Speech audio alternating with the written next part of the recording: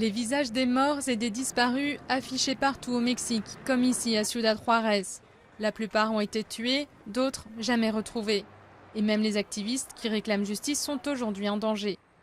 Norma Andrade a longtemps milité pour que les assassins de sa fille soient condamnés. Début décembre, chez elle, on lui a tiré dessus, elle a reçu 5 balles mais a survécu. Elle vit depuis sous surveillance et protection avec son autre fille, Malou, qui a répondu à nos questions.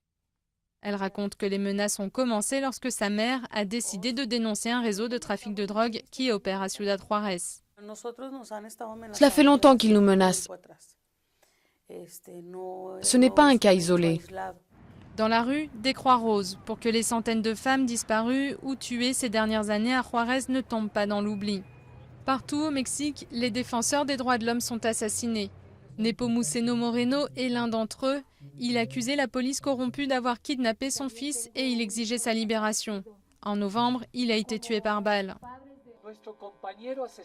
Notre collègue qui a été tué n'a jamais été reçu par le gouverneur. Et on n'a jamais répondu à sa demande de protection.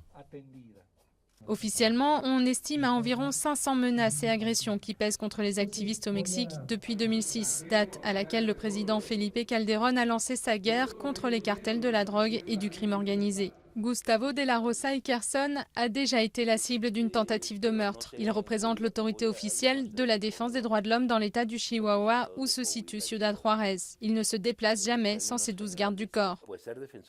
Défendre les droits de l'homme au Mexique, c'est comme défendre les droits de l'homme en Irak ou en Afghanistan. Plus de 40 000 personnes ont été tuées depuis le début de la guerre contre le trafic de drogue au Mexique. Et ceux qui demandent justice viennent s'ajouter à la longue liste des personnes à abattre.